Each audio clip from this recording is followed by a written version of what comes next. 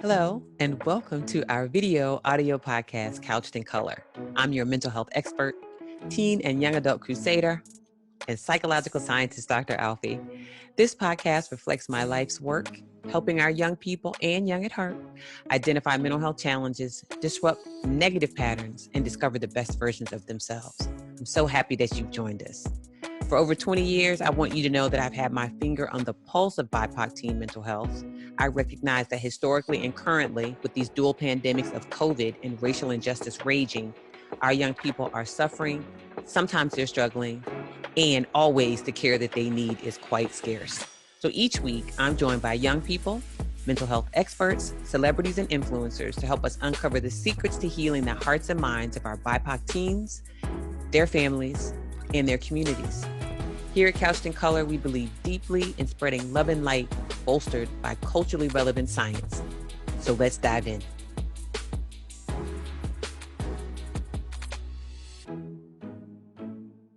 Welcome to Couched in Color. Yeah, I'm so happy to have you. I can't contain it. I'm sorry. I like always geek out with my guests because I'm like, they're kind enough to share their time with me and with my audience, and it's just wonderful. So I want to introduce everyone to Elyse and Brianne, and I'm going to have them introduce themselves. Say your names, please, and say your pronouns, please, because I always want to make sure that we're being inclusive on the podcast, and that's important, right? Correct pronunciation of names and pronouns. That's one. And then do me a favor and just tell me a little bit about this organization, this juggernaut that you have, that my audience I know is very familiar with, but just educate us a little bit. So whoever would like to start, please introduce yourself, give us your pronouns, and tell us about this big org. You're the founder. You don't put me on the spot. So funny. My name is Brianne Patrice. My pronouns are she, her, and I am the executive director here at Sad Girls Club. Hey. Hi, everybody. I'm Elyse Fox, and I'm the founder of Sad Girls Club. And what Sad Girls Club is, it's a nonprofit organization that I founded in 2017 to help diminish the stigma around mental illnesses for Black women, Black men, POC, everyone in the BIPOC community, and the Gen Z community as well, Gen Z millennial community. So we essentially, before COVID, we had events every month where we would gather, discuss all things mental health, and I always wanted to gift our guests with something that they can use to maintain their mental health outside of traditional medicine. So we'll do some type of art craft. I'm really big on art therapy, and that was pretty much like the focus of a lot of our events, to just bring a tool that people can use outside of the four walls that they were in our space. That's beautiful. That is beautiful. So kudos to you. Kudos to you. Now, this is what everybody want to know. Let me say this. Tell us how you grew this organization so quickly and in such an amazing way, because you all are huge. So tell everybody out there, how big a following do you all have, right? Because we want people to understand proportion, especially for the community that you serve, right? So there are only, like, honest, if I'm honest, there are only two organizations out here that do what you do, yours and one other one. Rachel Cargill's organization, Loveland. Y'all like the only ones out here balling out. So I want to hear, right? I mean, come on now, ball out, tell the truth. So tell us a little bit about, I understand the impetus for why you did this, right? We know how important this is. What do you feel like it is that resonates with so many people that's brought and made it so big? Y'all are everywhere. I think back when I started the page, I didn't really see any or many wellness pages that were like for the BIPOC community, specifically for Black women, women of color. Yeah. So I think it stood out because it was a little bit unusual. And when things are a little bit odd, people tend to like do a double take. And what we were posting, it wasn't like fake happiness and just like information, not just informational posts, but just like those like live, love, laugh kind of feel things. We were like, oh, this is the real, like, this is what we should be doing. This is what we should be talking about, especially online. And our Instagram following now is over 280,000, which is really big for a nonprofit, and then a mental health nonprofit. Mm-hmm. So I'm pretty like proud of that. And we just continue to like dig within our community and ask them, like, what do you want to learn about? What do you want to see on the feed? Instead of it just being like my perspective or Brianne's perspective, it's like an entire club. And I think that's what people like the most about Sad Girls Club. I love it. Brianne, what do you think? No, I agree. I think too is that our topics are a range of things in relation to mental health. It's not just about your mental mind. We're also talking about your physical body. We're talking about your spiritual body. We're talking about your emotional body. And then those compound into, taboo topics that maybe a lot of us grew up around, like sexuality and what it means to be someone who is lesbian or trans or queer or androgynous, or, even growing up in like me, I'm Southern and I grew up in a Christian home. So topics around sex and just knowing what it means to own a sexual body were not conversations that we had. And all of those things also go into the way that we talk about mental health. When we compound our totality, our whole experience as human beings. And so with Sad Girls Club, we just are here like, all right, we're gonna call this out. If this person did this, then we're gonna talk about it or whatever, and not just have that toxic positivity of everything is gonna be okay or it's gonna work out or just whatever. And then also with Black people, there's this, understanding that, and what happens in the Black household stays in the Black household. We are doing this. Oh no, like we're not waiting till you don't wait till you like 30, like we are. Right. Figure it out. Like we gonna let y'all do this now. So if you need to call your mama or your daddy or whoever it is out now, we're gonna give you the space to do it. And then not only give you the space, we're gonna support you through it. If if there's like any backlash, because we know how it could come or whatever. I think this also like goes into the way that we are resonant within our community. I feel like, okay, we're done, right? I'm like, what? I mean, what else is it to say? I mean, I love everything that you're saying because you are smashing the taboo, like every taboo, all the taboos. So I'm a big follower. I also follow Elyse, your individual page. And I'm like, she ain't playing, like she coming with it, right? So just like the way that you put yourself out there, the way that you present yourself, the way that you're so open about your experience, I feel like is really critical for young, as you both say, BIPOC young people to see. So I wonder if you could both tell me a little bit about what is it like through the Sad Girls Club? What kind of responses do you get from young people? What kinds of things are they saying about what you're doing? Because I want people to hear from, your audience's perspective, why and how what you're doing is important to them. It's clear to me, I value it. But I think like people who are Gen X, I always want to get it confused, but Gen X like me and older, we're parents of, well, actually some of my girlfriends do have millennial kids. Like one of my girlfriends has a son who's like in his 30s. And she's the grandmother. And I'm like, child ain't ready to be no grandma. I ain't ready. I told mine, look, I got about 10 years, y'all. You better just wait because I ain't trying to be grandma yet. But, my kids are teenagers. So like 16 and 14, I had them kind of late in my like late 30s. So, and it's a lot of moms like that. So for us, we're like the J-Los, we think, right? We think we like the J-Los and Gabrielle Unions of the world, right? And the Tarajis where we might have, well, for the first two, younger children, but we're older women. And so it's like really trying to bridge that gap. And I think what you all do is very exceptionally well bridge that gap for millennials and Gen Z. So what does your audience say to you about, like, I know why I love you. Why do they love you? What are they telling you? What do you hear from them? I think one of like my favorite comments that we get is very simple. Is when we post something, it could be a funny meme, it can just be an affirmation, whatever, and somebody posts like, "This is me," or "I needed this." Like I'm like, oh yes, because I'm always with being in the mental health space online. You want to make sure that what you're putting out there is hitting, and if it's not, you feel really bad. There's like so much. I get really anxious about what we post because we want to make sure that it resonates on a wide scale, but we don't want to offend. We don't want to isolate anyone. We want to make sure that the message will be received. So when we see that someone sees themselves in our post and it's a consistent thing, like, oh, me too, and people are liking it and putting the hearts, I'm like, oh, that like we're doing the job. So I love when people see themselves in our community or say that like we've saved their lives. Like a lot of young women said that we saved their lives, especially at our in-person events. Like now I can talk to my family about XYZ because I know that it's okay. So those are like Those are my favorite ones. And it's usually the babies, the young, Yeah. probably children around your age, like who Yeah. come from friends, like in high school or at the tail end of high school, early Yeah. college. Oh, you have anything to add? I know you got some stuff to add, Miss C. So, come on now, Miss Executive Director. I think also in addition to what Lisa said is that Elisa said is that we get a lot of people who, because they see the value in what they do, in what we do, they're like, oh, you know, how can I be a part of this? Or, you know, somebody's willing to come and volunteer their time, their talent to come and be like, hey, you know, I don't know what your budget is and you might not have one, but I'm willing to do this for you for free because I believe that much in you, or whatever.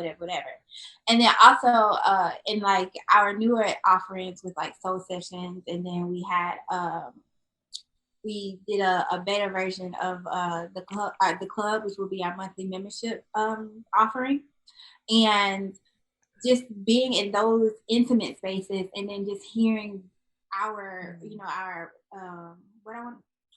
Oh, I can't get the word. All right, You're good. The community, the attendees. There we Yeah. go. Yeah. Getting our attendees and hearing them say, "Oh, you know, this inspired me to go back to therapy," or you know, this inspired me to finally have this conversation, or even somebody saying, "Oh, I never thought about it that way. Now that I see it that way, I can have a better connection with those kinds of things." Also, let us know that our work is necessary. Yes. Oh my gosh. Like there's just no words about how necessary it is, right? And I feel like no matter how many people come into this space, there never going to be enough of us who are BIPOC. You know what I'm saying? Like, so there, I really do always feel like that pie can be sliced so much, you know, there's so many slices that we can, it's just infinitesimal because it's needed and people don't have access. And, you know, I'd love to get your thoughts on this idea of everybody's not necessarily going to go to therapy. We want people to go to therapy, but we know it's a lot of folks who, even after they see what you do, you know, what some of these or other organizations does, what I do with a Coma Project, which is kind of the same age group, people still are not going to go. And so what would you say to those young people, right? Because we really want young people to listen to this. What would you say to those young people who are apprehensive about going to therapy, who are apprehensive about, you know, like I think, Brianne, you said it, what goes on in this house stays in this house, right? We all heard that. I'm from, my family's from deep South. I'm from Virginia, right? So it's like, you know, you don't air dirty laundry. We heard all of that. So what do you say to young people who might be hesitant or who might want to go, but they got parents and folks in their homes who are like, we ain't doing that. That's for white folks. We don't do that. Like, what do you say to those young people? How do you support them? How do you help them? And, you know, it can totally be your personal opinion. It can be your message through Sad Girls Club, but I want parents to hear you break down the barriers for them so that they can get their kids some help, right? So what would you say? What do you say to those young people who are trying to convince the old people in their life to let them go and to be supportive of it? I think it's a good one for you. I think if you're older, like I'm 30, 33. Ooh, girl, you young. I am, but I'm saying like as far as, you know, Not being a teenager. not being Right. Because teenagers, once you hit 30, ooh, you old. Yeah. Right? Right? Yes. Right?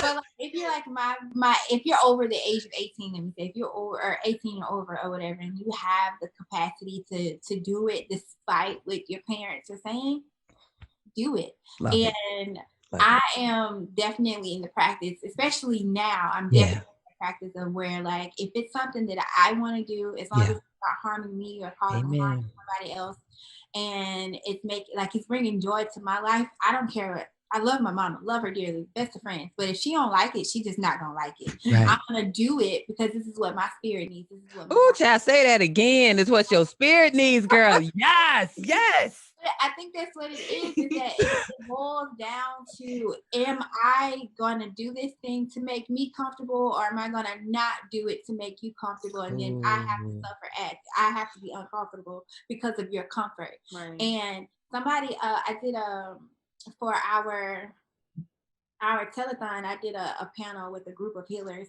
and one of the young ladies said that as far as her boundary work was that her boundaries are not to exclude you, but to include herself. Ooh, we look at it like that, if we look at it and say that, when she said it, I rocks my core. I had never, like, when we think about boundary work, we obviously are thinking about ourselves at the core, but like when she put it that way, mind blown. Girl, that's church, right? She was preaching. That was church right there. Come on now. Oh my gosh. On a molecular level to hear her say it like that. Yes. But so when we think about those conversations and really owning our adulthood, I think a lot of us are afraid to even own our adulthood, especially when it comes to our relationships with our parents, because we don't want to disappoint them, we don't want to offend them, we don't want to make them upset or whatever. And I'm closer to my mother, so I've been doing a lot of work around the mother wound and like releasing all of that comes with not, seeing my mom as somebody who sacrificed for me. So that means that I have to follow what the plan that she laid out for me, blah, blah, so on and so forth. Like, no, she gave me life and she got me to the point where I could live my life on my own. But now, like, I still don't owe her anything. And there's no disrespect to her. Right. But I don't owe her anything. This is still my life. And I have to live my life for me the way that she lived her life for you. So I think when we get to the age of 18, if a lot of people really look at it like that and sit here and say, I love them, but I'm also probably going to therapy because of them. I mean, don't say that because that sounds like probably be my kids in a couple years. But you gotta tell your truth. Tell your truth, honey. I'm already like, girl, you're gonna need therapy. I know it, and I'm like, but if we think about it and we see that, and we're also thinking about, we might want to have kids one day. We might get married or whatever. That's right. I don't want to pass that on to my child. And that's so right. See that to me is more important in saying, I'm gonna go and I'm gonna try this out and not continue to, add to this cycle and be the one to actually break the cycle. Now, if you're like living in the house, you're under the age of 18 and you still have to do what your parents say. Right. I don't know. I think that's a tough one. And I think that goes to maybe finding somebody who can advocate you better than you might be able to advocate for yourself. So that might be going to talk to your grandma and be like, Granny, I love my mom, but she look crazy right now and I need help. And because of that, it's coming on to me. So I need this more than she might realize I need it. Yeah. And so that might mean grandma taking you to therapy if mama don't want to do it. Or that might mean if you have an older sister who is 18, 19, 20, and can have a better conversation than you can with mom, then that's what you need to do. Or aunt, just whoever, somebody, a school counselor, principal, your school teacher, whoever it is that might be in the same kind of mindset, but is a bit more expounded on this kind of this area, responsible and having that conversation, then that might be the person that you need to have in the room with you while you're having this conversation with your parents to really get them to hear it, because they're not going to hear it from a child's mind, but they might hear it from an adult mind. Say, my child, I really might have to my baby. I love that. Do you want to add anything, Elyse? I love that. Everything you said, Brianne, was beautiful. I think she hit it. I just like, it is difficult when you are in the house and you're a minor to explain and to advocate for yourself in that way. Yeah. And like a lot of people don't have the access or even know that therapy, there are censors, there are free, you have free access to therapy. And in this time, especially now, there are so many like teletherapists, which is amazing. I think that's one of the one of the silver linings of the pandemic. That's right. That's right. Have become a lot more accessible, and I see a lot more free sessions. And I always say, like, reach out. Like, if you love Dr. Alfie's page and you love everything she posts, and like you need support, reach out. Maybe if not her, she knows someone that she can recommend to you, and that's something that you can also do privately in your home. So I just say, like, exhaust all of your options. The Google is my best friend. I love YouTube. Like, there's so many, even just conversations on YouTube you can just watch and learn. So it doesn't have to be the traditional way. Until you have the opportunity to do it the traditional way. So if you're like a minor, you have access to internet, like exhaust all your options. And then once you turn 18, you can kind of filter out what you like, the type of therapist you like, what type of style you like. And then once you're out there in the real world, you can like really like build your journey out and be a step ahead. I love it. When you're out there in the real world, avoiding or pushing back adulting, right? Like you kind of like, oh, I ain't ready. I love that. I love it. I love it because what you're talking about is empowering yourself, right? Not sort of sitting and waiting, which is not always a bad thing, right? But just putting yourself in a position to take charge of something, right? So if you can't take charge of whether or not you can go to sit in a therapist or a psychologist or psychiatrist, whatever, clinical social worker's chair, maybe what you can do is curate your social media feed so that what's coming to you is good stuff, right? So all you young people, go follow the Sad Girls Club on Instagram because they always got cool stuff, right? So go follow them, right? Or there's so many other places, just like you said. And if you happen to be a young person, under 18, as Brianne said, where your parent will let you go, but they're like, I don't know where to tell you to go. I don't know where to go. I don't know what to do. You're right. So with the Acoma Project, we have 5 free sessions of therapy if kids will just come to the website and sign up. So, there are other organizations. I know Taraji's organization was doing that. I think they might still be. There's so many. I know the Loveland Foundation, they're doing that. They have an ongoing free therapy, fundraiser that they do. But then I think most importantly and most germane to our conversation is the Sad Girls Club is putting out information constantly, right? Doing events, right? I saw the virtual event that you were talking about, Brianne, where you had a lot of the telethon. I saw that where you had people, artists, right? Musicians, you had all of these things on as a part of your telethon. But at the same time that you're raising money to support your efforts, you're also doing what I call service work. You're giving something to people, right? So you don't just come and give money, you come and get a little bit of healing and then you give some money, right? So it's a beautiful exchange. So one thing I definitely want to ask is about the impetus behind and the feedback and the response to the soul sessions. Will you tell the people a little bit about the soul sessions and where did that come from? I know some of this because I worked on it for a while and just was honored to do it. But tell us a little bit about soul sessions and what has been the response to soul sessions. So soul sessions was literally my dream when I first started Sad Girls Club. I was like, I want therapy to be free for Black people. This is like part of what we need in our reparations, but we're not getting those right now. How I can do it. So I was like, I think that we go through the most trauma out of anyone in history, and we all know trauma can be passed down genetically. So we are already behind. And then also mental health resources. Black women lack the most mental health resources, and we are the most oppressed in this country. We experience the most trauma on the daily, like just all of these things that are like hitting us like in slow motion, like I'm doing like the Matrix, and there's resources here, and there's like a little drop in the bucket. So when I started Sad Girls Club, I was like, I want therapy to be free. I didn't know how I was going to do it 3 years ago. I was working as a receptionist. And I was like, this is what I want. And as soon as the pandemic hit, we actually got our first like decent grant. And I was like, oh, this is cool. Like we can't have the physical events. And I was really bummed about that. And I was just like waiting it out, really seeing what everyone else was doing, because I also, in the wellness space, as you said, there are very few of us. So if someone's doing something, I don't want to step on toes if I can be new and offer a different offering. So I was just like, there should be more conversation around like what we're all experiencing as far as our mental health. And this is a good way for me to loop in therapists who can kind of guide conversations. People can join into rooms. So essentially it's a room of 10 or less people. They can be anywhere in the United States.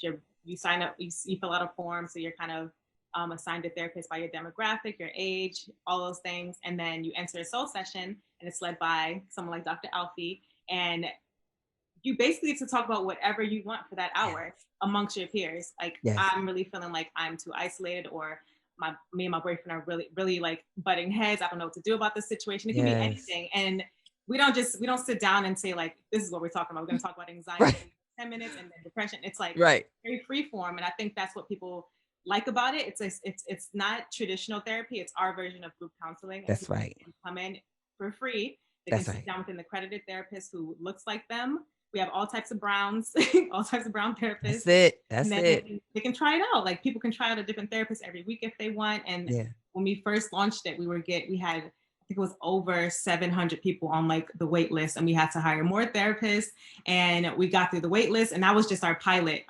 program. And now we're at the point where we're like, okay, we need to do another round of like new therapists because this is actively growing. So Soul Sessions has been really amazing. And for confidentiality reasons, like we don't record anything, but the Good. feedback I receive from the therapist is that like, these are life-changing. The people who come into the sessions are like, when is the next one? This has been so helpful. Like, I love that Sad Girls Club is doing this. And they always want to offer like money. Do I need to pay you? And it's like, no, this is for you. Like, this is for you. So I tap into with the therapist and I'm like, how y'all doing? Is everything good? Like, everything is great. Like, everything is so dope. And they love it because they don't know what they're walking into. Yeah. Usually, obviously, they have their client list, so they know everyone's stories. But now it's kind of like, they get to like kind of learn about what the Gen Z community is going through. And so I'm sure it's helpful on both ends. Yes. It is. I mean, it's a gift for people, right? And one of the things that really stood out for me is how inclusive it was, right? Like literally, like people from everywhere, like every corner were, representing all types of identities. And to have the opportunity to be in a space where people are saying things like, I haven't ever felt as comfortable, and it's virtual. I've never felt as comfortable as I do in this moment in this space. I don't know if I ever had anybody even say that to me when I was practicing, full time. Like in my internship, I did my internship at Duke. And I worked at Duke for a while, at other institutions where I saw patients, even at Georgetown. I don't know that I ever remember anybody saying in a group setting, this is the first time I've ever felt seen, valued, and heard, right? Just, I don't have to do anything. It's like being a fish in water, right? And that's what you created. So literally, we had that happen one of the times that I was there. I mean, every time, but one time it was really significant because of the person's specific identity, right? So they were just like, I've never felt this comfortable. And I was just like, and like all of us just kind of sat. I had to take a moment because I was like, I didn't do anything, but it was what you created, right? It's the people that you brought into it to lead the work, the community that you created with the Sad Girls Club. I love the idea of young people knowing there's a place they can go to feel seen, to feel heard, and to feel valued. So you need to know that you too have created that space through the soul session. So it's just kudos to you for that. It's a big deal. And we are just deeply grateful to you for that. So I guess as we sort of close out, what I'm wondering about is we'll close out with you telling everybody where they can find you, right? That's one. But before we get to that, I'm really mindful, and I feel like we can't, it's like a positive and a negative. We'll start with the negative. January 6th. Oh, Lord. girl, don't get started on it. and BIPOC, right? Black, we're just gonna like zero in Black folks' mental health in response to, right? January 6th, Black folk, right? I know all of us of color. So we'll start there and then we can end. I'm just curious about your thoughts. And then we're going to end with, January 20th. Whoa! But child, look, like I got to get my HU, and because I went to Howard. I was a few years behind I can't even say her first name now because she's the vice president Harris. I'm not just gonna call her Kamala because it's Vice President Harris. But to go from January 6th to January 20th, for you all and for your community, that, I don't know, just that juxtaposition from one to the other, what has that been like for your mental health? I'm just curious. Oh man. You want to go? I got so much, and I'm like, yeah, right. My mind was blown. Like at first, I didn't even realize what was happening. I was actually in Maryland when it was happening, but I see this is how removed I was from it. I have a 9-year-old and a kidney disease, so she was doing dialysis. She's much better now, but we were leaving from the hospital. Yeah, coming home. Yeah. Home, my partner called me and he's like, "Are you okay? Did you see what's going on in the news?" I'm like, "I don't know what about." I turn it on and I'm just like, right, buck wild, right? Cutting up, buck wild, wildin', astounded, girl, wildin'. Even got past the national mall for this. Wildin'. Black folks wouldn't have got past. Every Black household said that. If they were Black, girl, every Black person, every Black household said that. We wouldn't have made it. We wouldn't have made it to the lawn, and you let alone. Nope. I followed this comedian. She was like, "Girl, they wouldn't even made it into DC. They wouldn't have made it past the border. Stop. Where you going? Right, cross the bridge. Where you going? Right? No, I was astounded, and then I'm sitting here. I'm like, if white people were to ever deny racism, to ever deny their privilege.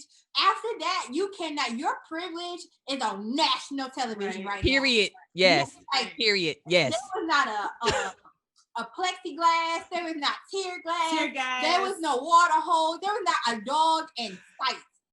My partner sent me a video of the aftermath, and then you could see where one of the police officers is telling the reporter, "No, nobody can come in. Nobody can come in." Meanwhile, letting the rioters pass right through. I was like, "You dad just told her nobody else can come in, but you letting all of them go." It makes no sense. That's America. Like, that's the America I see. That it feels like no one else sees, and it's like, all right, it's right there in front of you. Like, I know we open in the house. Now I'm like, now I gotta go. Now I gotta do some research to see if maybe the reporter was black, because you can't see the reporter. Right. Because I don't know. But I was just floored. And then there's a special on Hulu. Okay.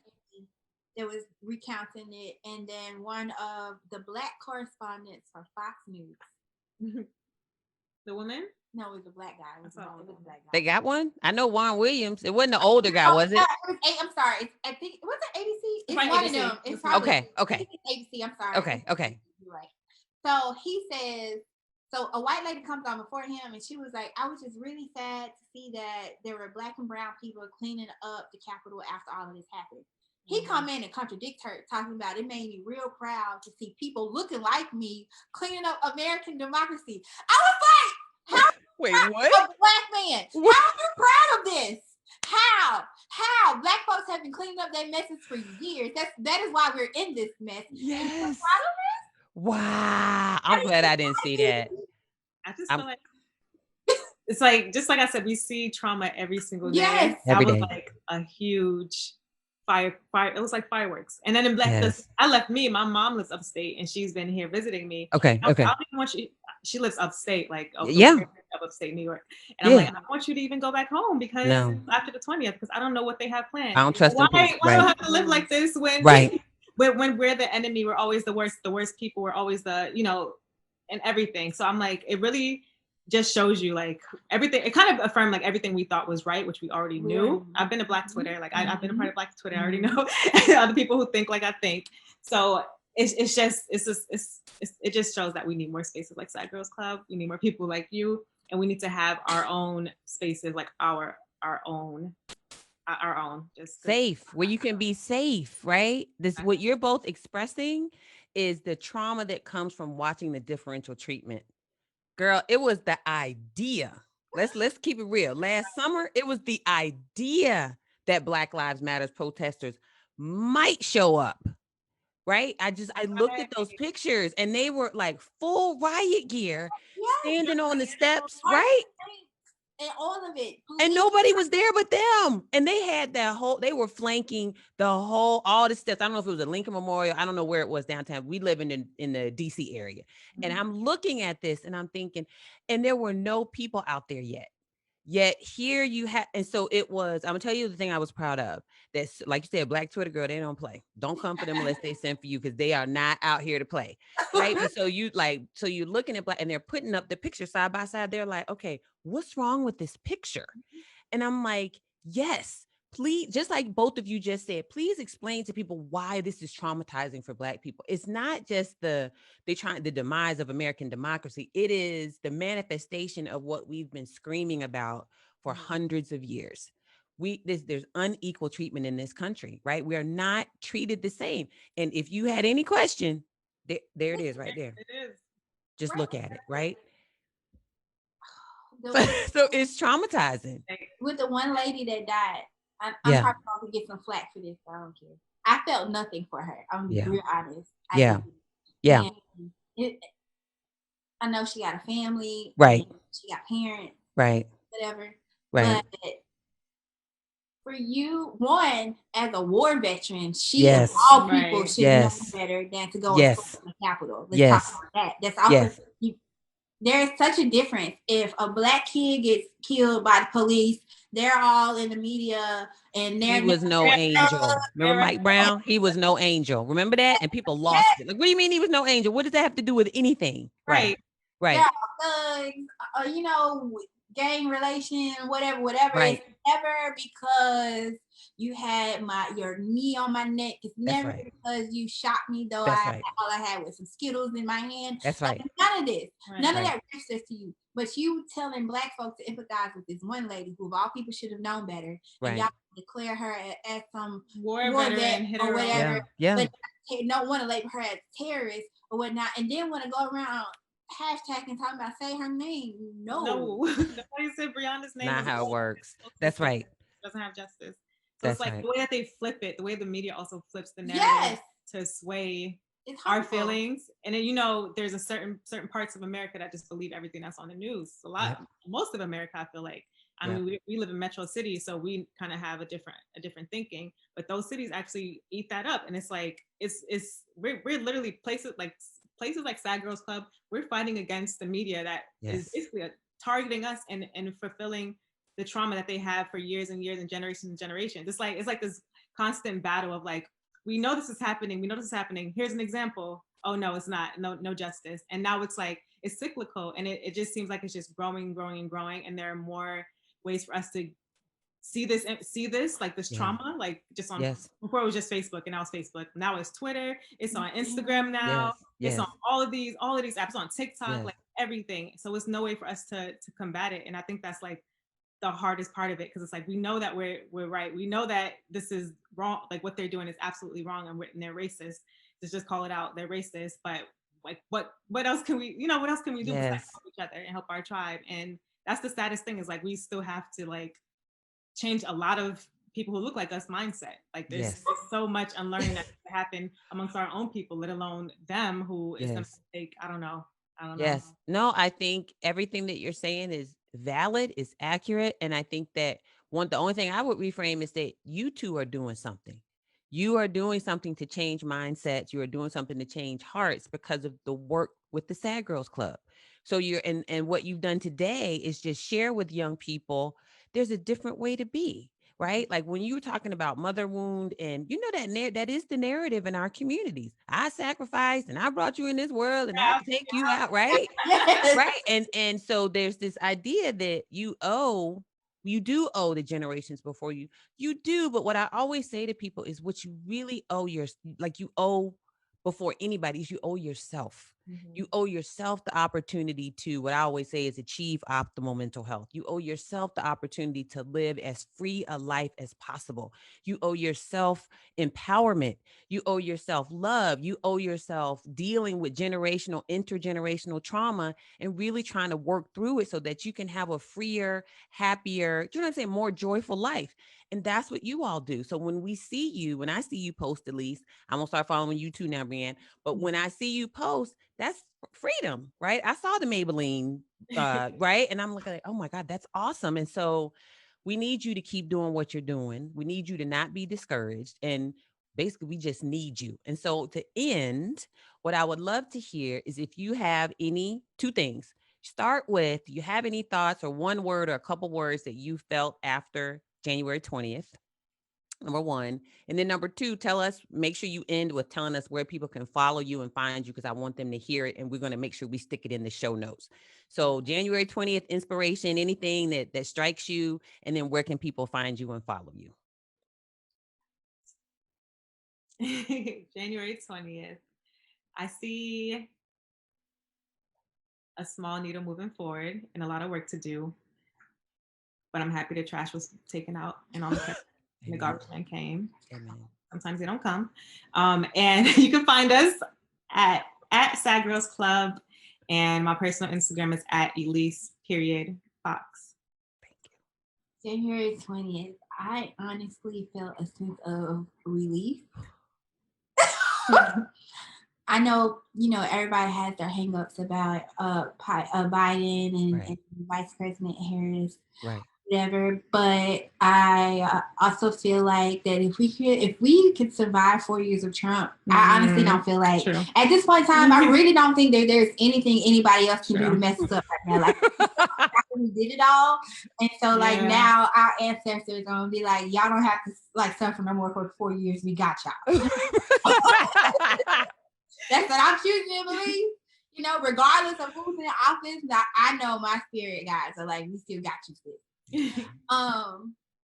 But so yeah, I just felt a sense of relief after that, and knowing that like in some way Biden sees, even though it might still have some racist in him because he's white, but because he has Harris and because there is I'm just saying. Let's be real though. Elyse is weak. She like where she went there. She went right there. I mean, white people are racist, whether they acknowledge it or not. So whether you acknowledge racism or it's like undertones, is still there. Right.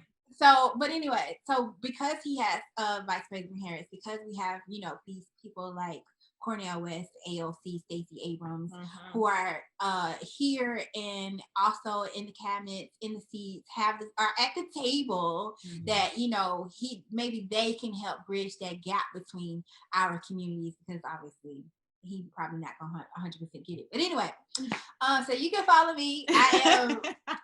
You can follow me on Brianne Patrice, one word, Brianne Patrice, on Instagram. Sad Girls Club, like she said, and then yeah. Well, ladies, you have been just total dolls. You are amazing young people. You are awesome for the work that you're doing with Sad Girls Club and for your, you know, your personal brands, the things that you're doing individually. I'm deeply grateful that we were able to get together today. And I really am inspired, because I'm not gonna say, well, I'm inspired by the young people, that too, but you sound like an old person, but I'm just inspired by the Black girl magic. Let me say it like that. And, you know, I wish you and your families all the best. I only wish you peace. And I'm really looking forward to continuing to follow you, to partner with you, and to see what you individually will do, but also what the Sad Girls Club will do. So thank you so much. Thank you for having us, Dr. Alfiee. My pleasure. My pleasure.